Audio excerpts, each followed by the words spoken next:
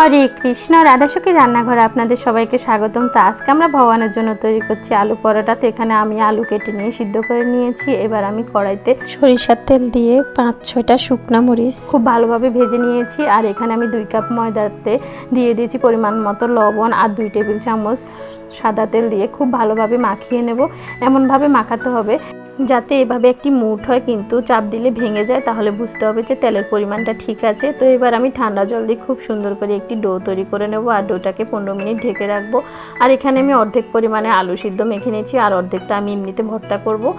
তো এভাবে আলুটাকে খুব ভালোভাবে মাখিয়ে নিতে হবে। এরপর ভেজে রাখা সেই শুকনো মরিচ আর তেলটা দিয়ে এর মধ্যে পরিমাণ মতো লবণ দিয়ে খুব সুন্দর করে মরিচটা মেখে এর মধ্যে দিয়ে দিয়েছি কাঁচা মরিচ, ধনে পাতা।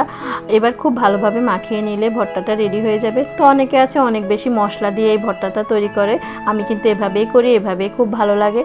তো 15 মিনিট পরে ডোটাকে আমি খুব ভালোভাবে মেখে এবার পরোটার সাইজে লেচি কেটে নেব। আর একটা লেচি দিয়ে আমি দেখিয়ে দিচ্ছি কিভাবে পুরটা ঢুকাতে হবে। তো এভাবে বাটি আকারে লেচিটাকে করে এর ভিতরে আমি আলুর সে ভর্তাটা দিয়ে দেব, কিংবা পুর যেটাই বলুন দিয়ে দেব খুব সুন্দর করে। তো যতটুকু পরিমাণে দেওয়া যায় ঠিক ততটুকু দিতে হবে, একটু বেশি পরিমাণে যাতে দেওয়া যায় সেই চেষ্টা করতে হবে।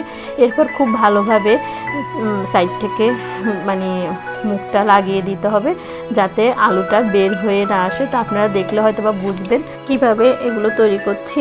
তো যখনই এভাবে সবগুলো তৈরি করা হয়ে যাবে তখন আমি এখানে 1 টেবিল চামচের মতো তেল দিয়ে সবগুলো মাখিয়ে নেব যাতে বেলার সময় আর তেল দিতে না হয়। তো এখানে আমি আটার পিঁড়িতে আর বেলুনিতে খুব ভালোভাবে তেল লাগিয়ে নিয়েছি। এবার আমি খুব সুন্দর করে সেই পরোটাগুলো বেলে নেব। আপনারা দেখেন কতটা সুন্দর হয়েছে, ভিতরে থেকে ধনেপাতা, কাঁচামরিচ সব কিছুই দেখা যাচ্ছে। খুব পাতলা করে, সাধারণত আমরা পরোটা যেভাবে বেলি ওইভাবে বেলে নিতে হবে।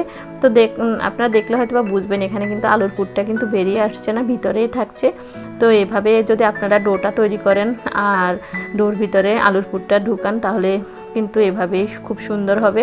তো এভাবে আমি পাতলা করে বেলে নিয়েছি। আর এবারে আমি এখানে তাওয়াতে 1 চা চামচ সাদা তেল দিয়ে এর মধ্যে সেই পরোটাটা দিয়ে দিয়েছি। আর এখন উল্টে পাল্টে চেপে চেপে আমি পরোটাটা খুব সুন্দর করে ভেজে নেব। আর দেখুন এই যে কত সুন্দর হচ্ছে, আর একটু হালকা হালকা ফুলছে। যেহেতু পরোটা এত বেশি কিন্তু ফুলবে না, কিন্তু হালকা হালকা ফুলছে। আমি আপনাদের ভিতরটা পরে করে দেখাবো। এই যে রেডি হয়ে গেছে। আর দেখুন ভিতরটা আমি এখন দেখাচ্ছি। একটা পরোটা আমি ছিঁড়ে তারপরে দেখাচ্ছি। এই যে দেখুন ভিতরে কতটা সুন্দর হয়েছে আলুর পুরটা। এই যে রেডি হয়ে গেছে আমার আলু পরোটা। এবার আমি এটি ভগবানকে অফার করেছি আর সবাই মিলে আস্বাদন করেছি। পরম সুস্বাদু কৃষ্ণপ্রসাদ। হরে কৃষ্ণ। ধন্যবাদ।